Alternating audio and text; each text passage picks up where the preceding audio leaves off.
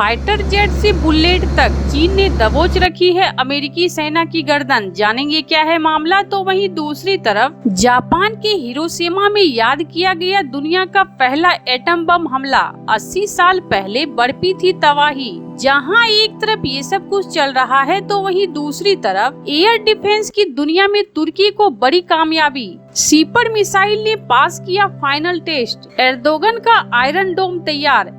Geopolitics में बहुत कुछ चल रहा है, जानने को मिलेगा बहुत कुछ। आइए जानते हैं इन खबरों को विस्तार से। डिफेंस की दुनिया में तुर्की ने बहुत बड़ी कामयाबी हासिल की है। तुर्की ने अपने स्वदेशी long range air defence missile प्रणाली साइपर का सीरियल प्रोडक्शन एक्सेप्टेंस टेस्ट कामयाबी के साथ कर लिया है, जिसका मतलब है कि अब साइपर मिसाइल तुर्की के बहुस्तरीय स्टील डोम एयर डिफेंस शील्ड का सबसे अहम हिस्सा बनने के लिए तैयार हो चुका है। तुर्की ने इस प्रोजेक्ट की नींव साल 2018 में रखी थी और ये मिसाइल 150 किलोमीटर की रेंज की है, जो आसमान में लड़ाकू विमान, क्रूज मिसाइलों और ड्रोन जैसे लक्ष्यों को मार सकती है। इस मिसाइल को तुर्की के स्वदेशी बनने वाले स्टील डोम एयर डिफेंस सिस्टम में लगाया जाएगा। तुर्की की रक्षा कंपनियां असेलसन, रॉकेटसन और तुर्की वैज्ञानिक एवं तकनीकी अनुसंधान संस्थान ने मिलकर इस मिसाइल का डेवलप किया। इस मिसाइल में के बैंड रेडियो फ्रीक्वेंसी सीकर लगा हुआ है, जो लक्ष्य के सटीक पहचान और ट्रैकिंग में मदद करता है। तुर्की के रक्षा उद्योग एजेंसी प्रमुख हुलुक गोरगुन ने सोशल मीडिया प्लेटफॉर्म पर जानकारी देते हुए कहा है कि साइपर ने हाई एल्टीट्यूड पर एयर डिफेंस मिशनों के लिए अपनी योग्यता को साबित कर दिया है और यह हमारे डिफेंस आर्किटेक्चर का अहम हिस्सा बन गया है। उन्होंने आगे कहा है कि यह विकास तुर्की की लेयर्ड वायु रक्षा संरचना में एक महत्वपूर्ण मील का पत्थर है। आपको बता दें कि तुर्की स्टील डोम नाम के स्वदेशी एयर डिफेंस सिस्टम नेटवर्क तैयार कर रहा है। ये सिस्टम एक नेटवर्क बेस्ड और आर्टिफिशियल इंटेलिजेंस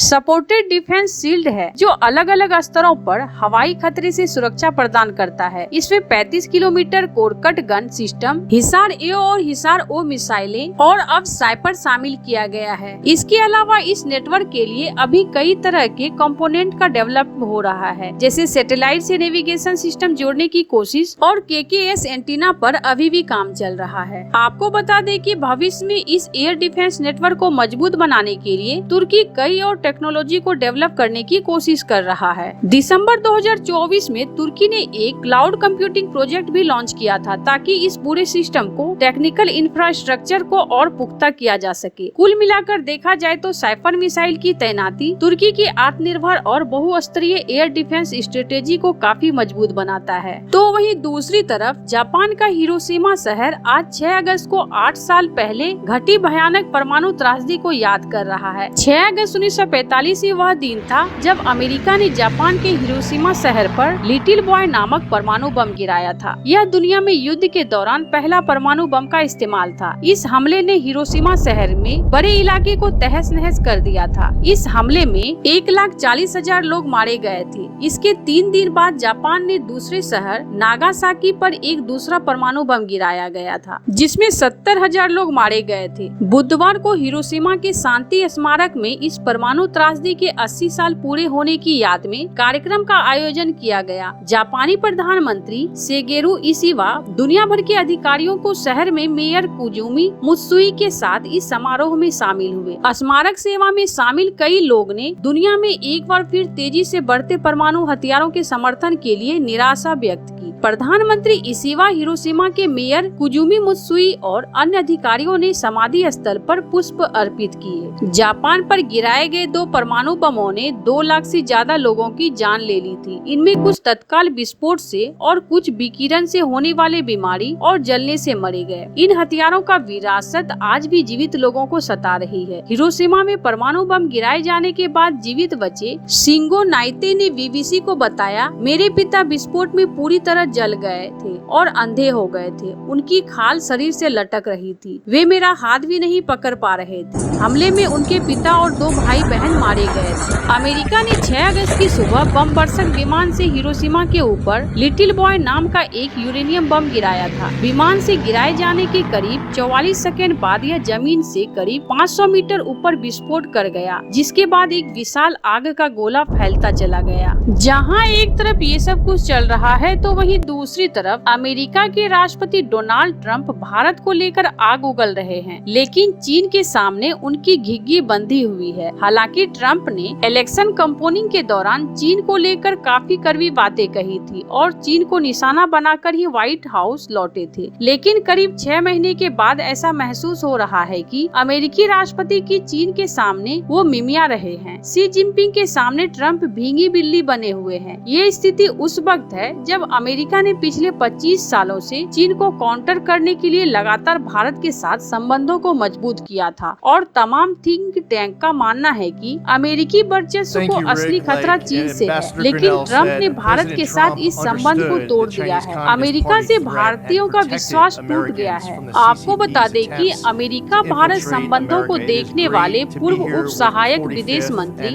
इवान ए फेगेनबाम ने चेतावनी दी है कि डोनाल्ड ट्रंप की पॉलिसी से अमेरिका भारत संबंधों को दीर्घकालीन नुकसान हो सकता है।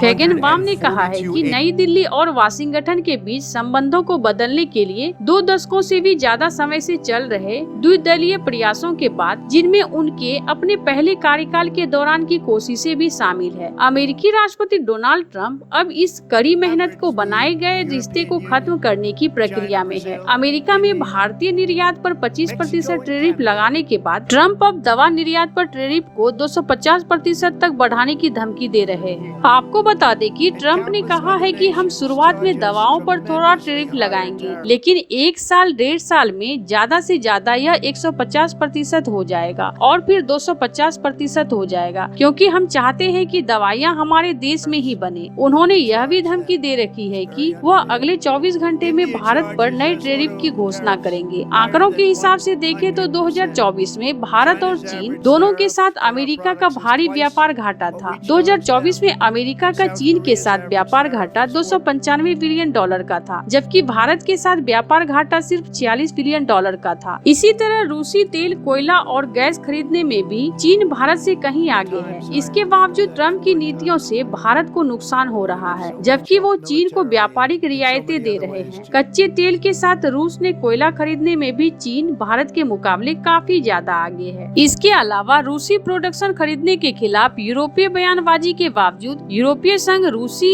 LNG निर्यात का सबसे बड़ा खरीदार बना हुआ है। CERA के आंकड़े के मुताबिक यूरोपीय संघ सबसे बड़ा खरीदार था, जिसने रूस के LNG निर्यात पर 51% हिस्सा खरीदा। इसके बाद चीन 21% और जापान 18% का स्थान रहा। पाइपलाइन गैस के मामले में यूरोपीय संघ फिर से सबसे बड़ा खरीदार था, जिसने रूस के पाइपलाइन गैस का 37% हिस्सा खरीदा। उसके बाद चीन 30% और तुर्की 27% का स्थान रहा। लेकिन ट्रंप की नजर में सबसे बड़ा गुनाहगार भारत है। यह बात पूर्व अमेरिकी राष्ट्रपति पद की उम्मीदवार निक्की हेली ने भी उठाई है, जिन्होंने सवाल पूछा है कि चीन को राहत क्यों मिली है जबकि भारत को नहीं, जिसका गंभीर असर अमेरिका के हथियार प्रोडक्शन पर पड़ा है। फाइटर जेट से बुलेट तक बनने में अमेरिका की हथियार इंडस्ट्री को दिन में तारे दिख रहे हैं। इस साल की शुरुआत में जब ट्रंप ने चीन पर 145% टैरिफ लगाया, तो बीजिंग ने अमेरिका को दुर्लभ खनिजों की सप्लाई रोककर मुंहतोड़ जवाब दिया। इसके ठीक बाद ट्रंप ने फौरन टैरिफ को 30% कर दिया। अमेरिका अभी भी फाइटर जेट, मिसाइल और इलेक्ट्रॉनिक सामान बनाने में संघर्ष कर रहा है। स्थिति ये है कि ड्रोन बनाने वाली एक अमेरिकी कंपनी को अपना ऑर्डर 2 महीने टालना पड़ा। इसके अलावा फाइटर जेट के इंजन को अत्याधुनिक तापमान में काम करने के लिए जिस सैमरियन चुंबक का इस्तेमाल होता है, उसे अमेरिकी कंपनी ने वास्तविक कीमत के मुकाबले 60 गुना ज्यादा कीमत पर खरीदा है। ऐसे आपको क्या लगता है इन सब मामलों में? आपकी क्या राय है? कमेंट कर जरूर बताएं। जल्द मिलते हैं अगले वीडियो में नई खबर के साथ।